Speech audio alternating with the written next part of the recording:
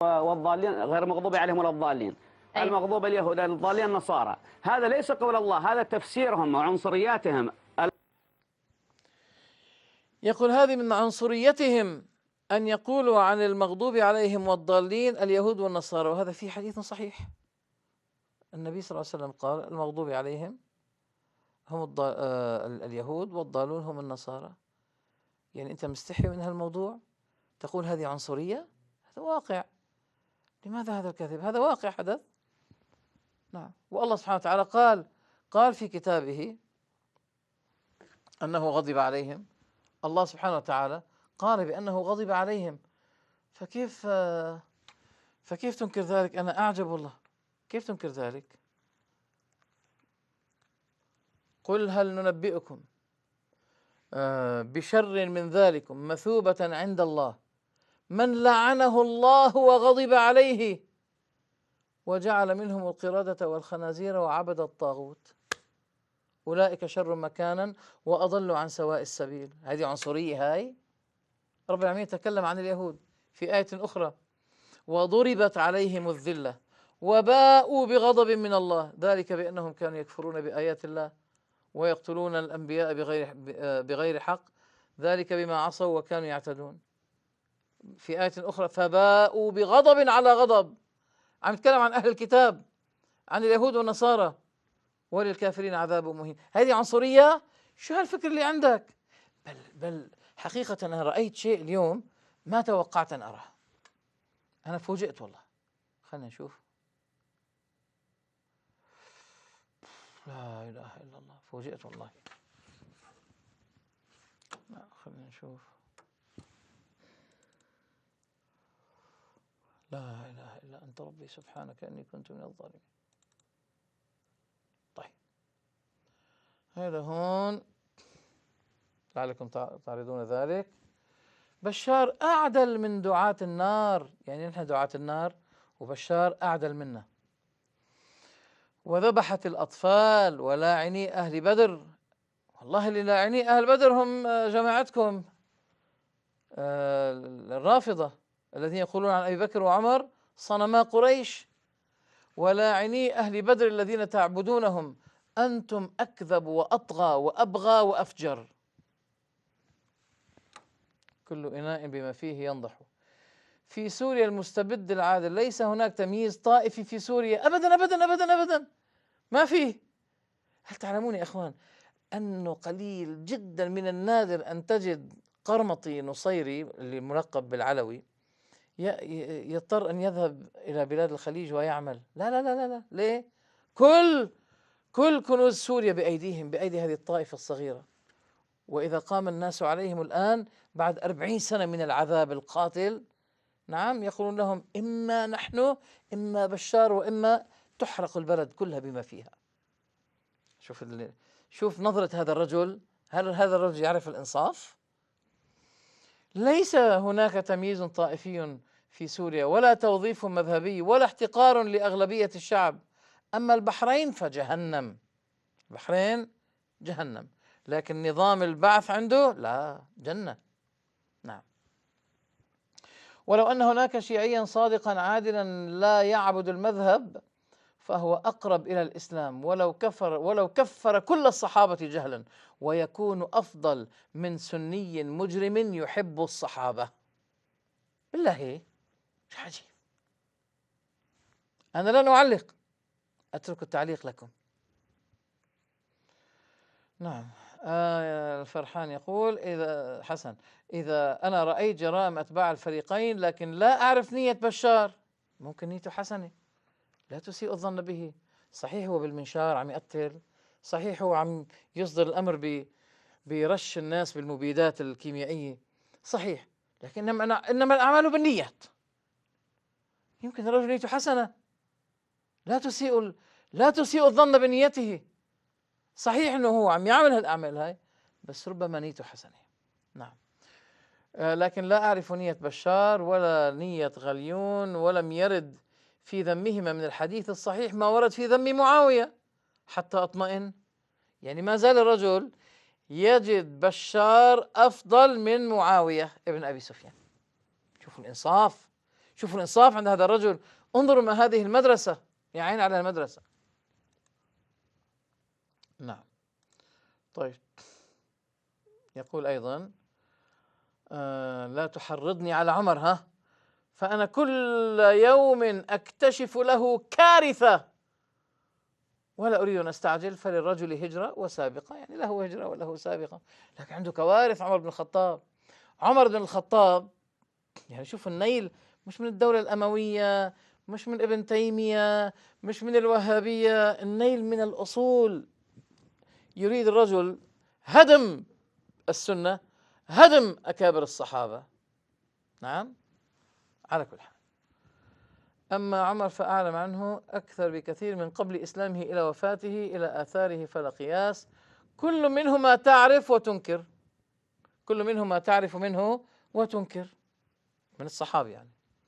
لكن لا علم لي بالخميني إلا العلم العام بأنه ثائر ومصلح. لم أقرأ له كتابا قط حتى الآن، ما قرأ له شرح كتب ابن عربي الذي يقول عن الله بأنه الإنسان الكبير، ويقول بأن الخالق والمخلوق شيء واحد، وأن فرعون مؤمن. لا لا لا لا. حتى قال ابن عربي عن قوله تعالى: ريح فيها عذاب أليم تدمر كل شيء بأمر ربها فأصبحوا لا يرى إلا مساكنهم. ريح فيها عذاب أليم. فقال ابن عربي: أراحهم الله بعذوبة وجدوها في أنفسهم. أراحهم الله بالعذوبة. هذا ابن عربي الذي يشرح الخميني كتبه، الذي يفضله حسن المالكي على معاوية. فقال ابن تيمية لابن عربي: أذاقك الله هذه العذوبة يا ابن عربي. تحريف لكتاب الله عز وجل. فقال له ابن تيمية: أذاقك الله هذه العذوبة. طيب، هنا يقول: أعرفي الحق من الأدلة وليس من المذاهب، اترك السنة والشيعة، ابحثي مكانة العقل في القرآن، ستجدين المعتزلة أقرب. الرجل معتزلي، الرجل معتزلي. نعم. الذين هم السبب في تقديس الحاكم الجائر هم مؤسسو السلفية المزورة، وهذا واضح. أما الشيعة من حيث العموم فلهم الفضل الأكبر في مقاومة هذه العقيدة، لهم الفضل الأكبر. طبعا كيف ما تستخدمهم أمريكا. يقولون عن أصحاب الدعوة السلفية أنهم هم سبب تقديس الحاكم، وأن الشيعة لهم الفضل الأكبر في مقاومة هذه العقيدة بتوحيدها، وهو يرى البناء على الأضرحة، يرى كل ذلك، لا يتعارض عنده مع التوحيد. نعم. الرجل جالس ينخر أو يضرب بخنجره الإسلام. أخي الفيلسوف، هؤلاء كل بحسب نيته وبحثه، فمن بحث جادا مخلصا في الوصول للحقيقة ولم يرتكب حق الآخرين في حق الآخرين جرائم فهو ناج إن شاء الله ولو كان ملحدا.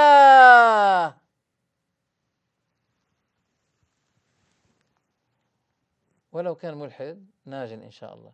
معاوية ناج إن شاء الله، شو رأيك؟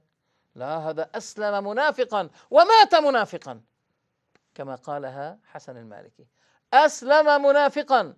وعائشة أمرت بقتل عثمان بن عفان لمصلحة دنيوية، هي من المتعجلين، وهي التي أمرت بقتل عثمان بن عفان.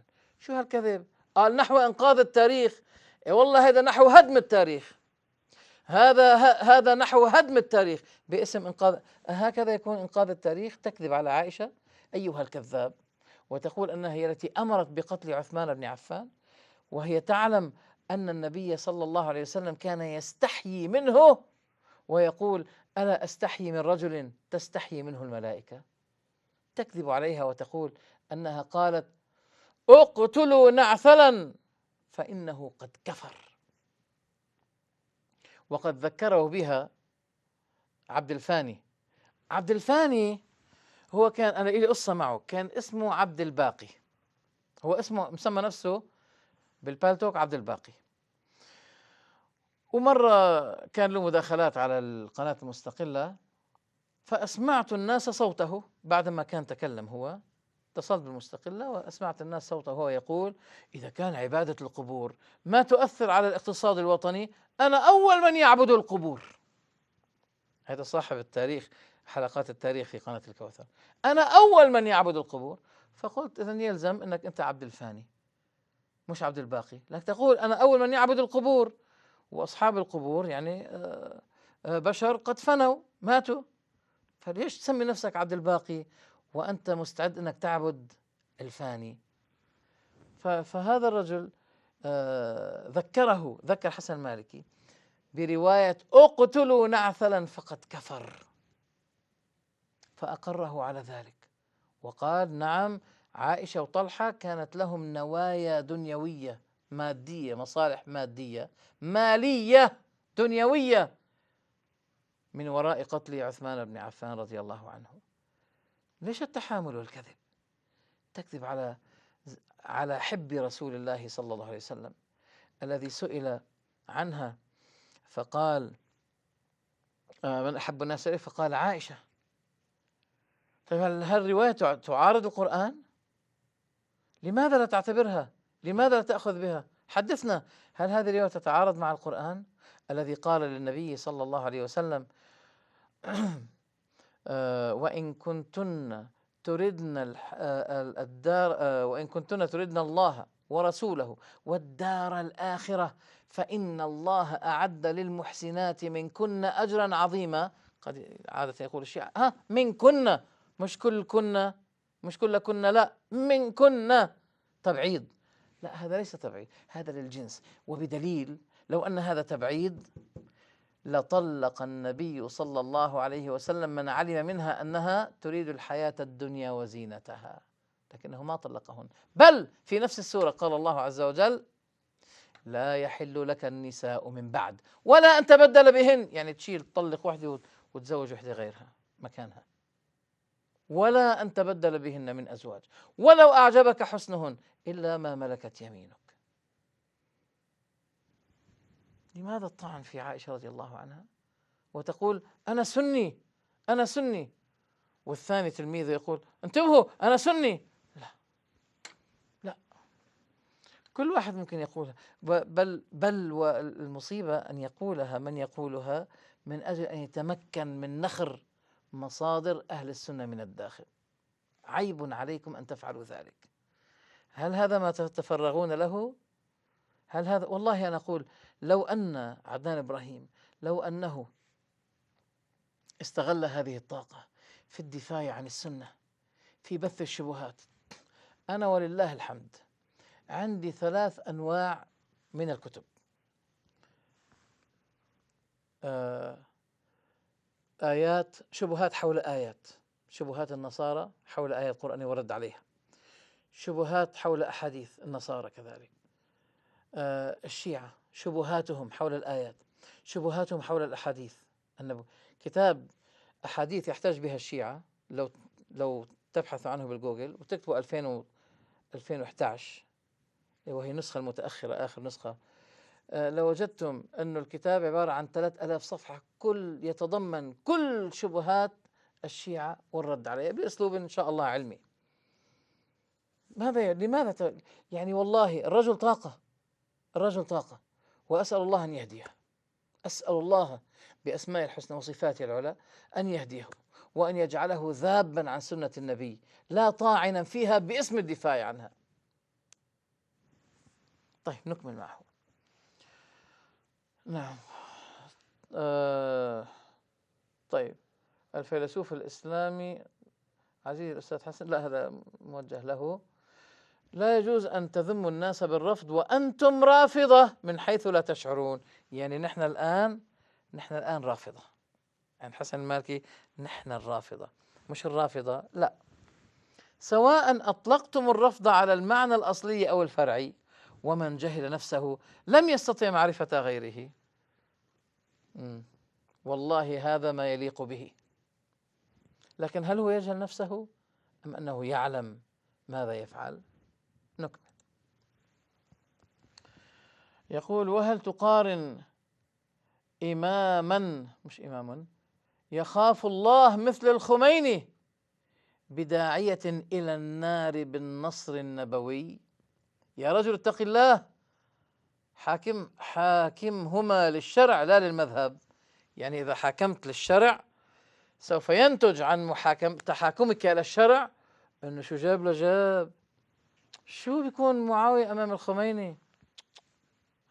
هذا داعية إلى النار والخميني داعية إلى الجنة. شوفوا الانتكاس عند هؤلاء. والله هذا رجل منكوس، هذا رجل منكوس.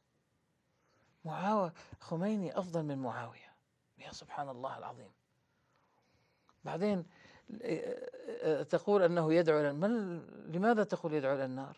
الحديث في ذاك الوقت في تلك الحالة نعم لما كان هناك خلاف، لكن لو كان دائما يدعو إلى النار، وهو الذي فتح الله به البلاد والعباد، بلاد الشام، أفريقيا، شمال أفريقيا وغيرها.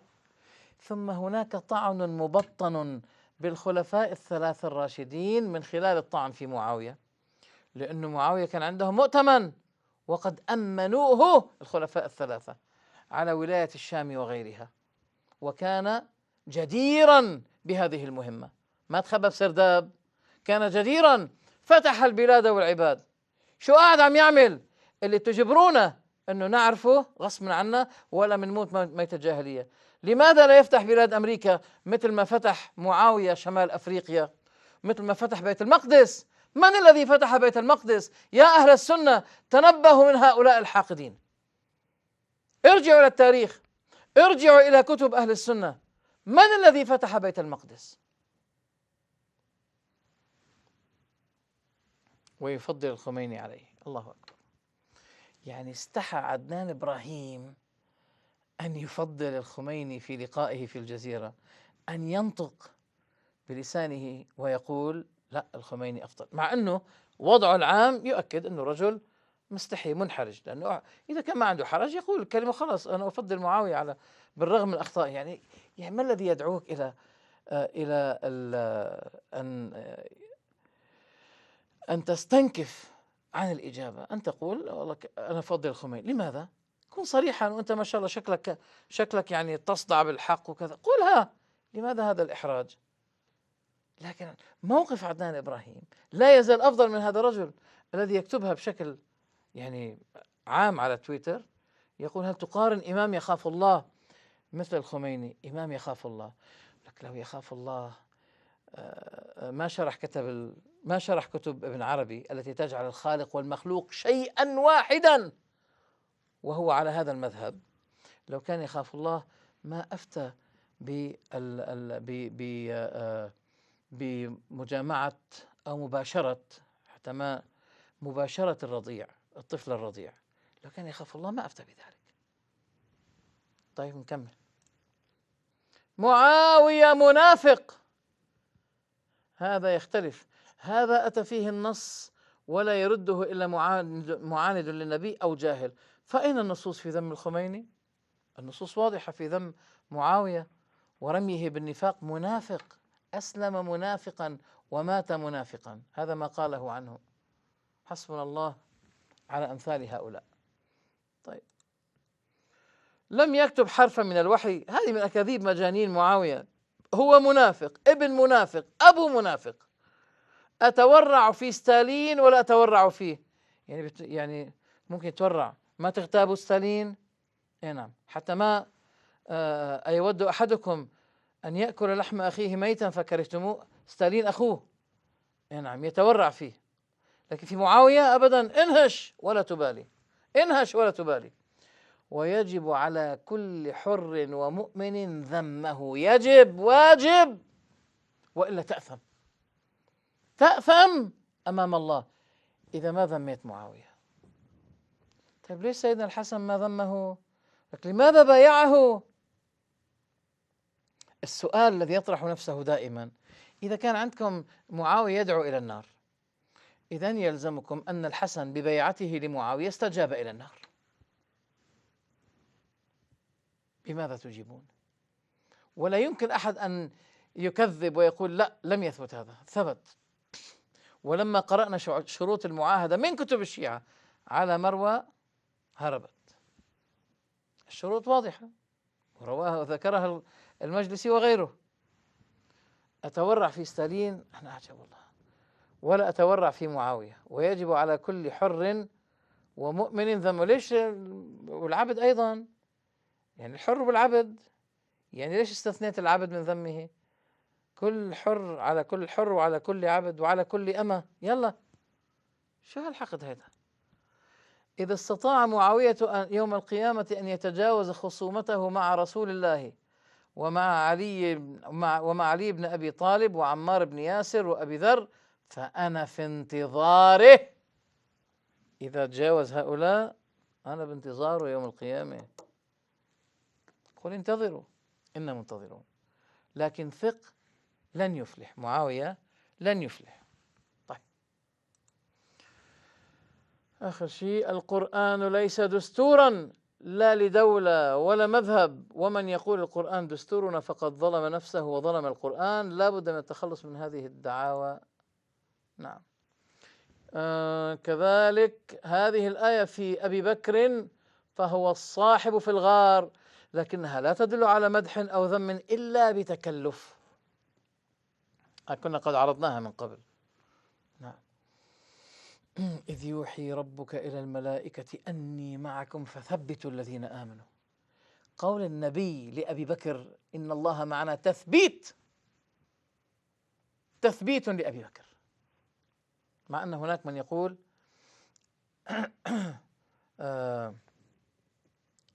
لا لا لا لا، هذا شيء ثاني. المهم أن هذا تثبيت لأبي بكر، إن الله مع، كما قال الله للملائكة أني معكم فثبتوا الذين آمنوا. فقال النبي صلى الله عليه وسلم لأبي بكر ما قاله الله للملائكة إني معكم فثبتوا الذين آمنوا. ولما قال بنو إسرائيل لموسى إنا مدركون إنا لمدركون، قال كلا إن معي ربي سيهدين. شوفوا المعية الآن أثناء المواقف مع الكفار، معية نصر، السياق واضح، لكن هذه المعية عنده لا تدل على مدح أو ذم إلا بتكلف. ماذا نقول بعدما عرضنا من كلامه؟ أما عن الفيديوهات فحدث ولا حرج. نعم، حدث ولا حرج. ماذا يقول هنا؟ لحظة، خلينا نشوف.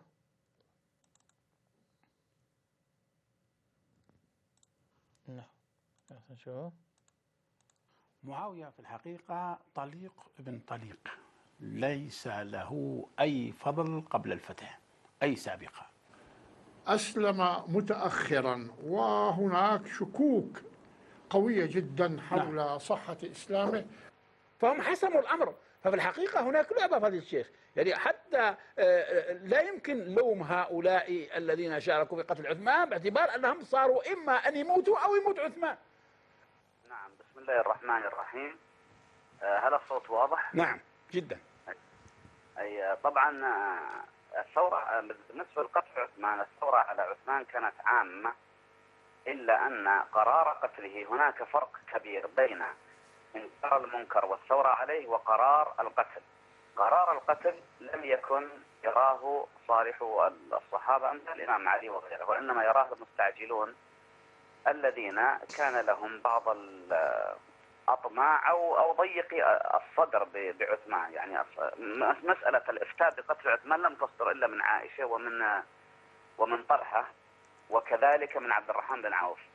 فبالتأكيد أن قتل عثمان وردت نصوص كثيرة عن الإمام علي أنه لم يكن لم يأمر ولم يشارك ولم يعلم، كان معتزلا. في أصلا الإمام علي حيد الجيش المصري أو طلحة استطاع أن يحاصر عثمان، حتى أن الماء الذي أرادوا أن ينجدوا به عثمان كان يعمل وساطة، يعمل شفاعة. الإمام علي يعمل شفاعة عند طلحة حتى يدخل الماء، فإذا رفض أدخل شرب الماء هكذا، يعني بالقوة. المفترض على الجيل نفسه، جيل الصحابة أن يجتمع إن كانوا جادين في إنكار المنكر. يعني طبعا هناك جدية كبيرة في طرف منهم، لكن طرف آخر هو فقط مثل طلحة رحمه الله ورضي عنه، كان طرف خصم مالي. الزبير خصم مالي، عائشة خصم مالي، ليست خصومة مبدأ. خصومة المبدأ أو خصومة إنكار المنكر تجد عند عمار بن ياسر، عند الإمام علي، عند أبي ذر، إذا من هم القتلة فضيلة الشيخ؟ لابد أن نفرق بين أطياف الثورة على عثمان. الثورة على عثمان كانت أطيافا، بعضها لله وبعضها للمال. ولكن منهم القتلة فضيلة الشيخ، القتلة منهم الذين يسلمهم. إذا كان طلحة كان يحرض على القتل، والزبير كان يحرض، وعائشة كانت صريحة اقتلوا نعثلا شبهته بيهودي، وعمر بن العاص يصرح. لم يكن رأس الأمر بحصار عثمان والتحريض على قتله كان طلحة وعائشة رحمهم الله. عائشة تقول عن عثمان اقتلوا هذا اليهودي، اعتبرته يهوديا. أنا ما أعتب على هذا الحاقد الكبير، لكن يعني وصل إقرار مثل هذا الاتهام من قبل حسن المالكي.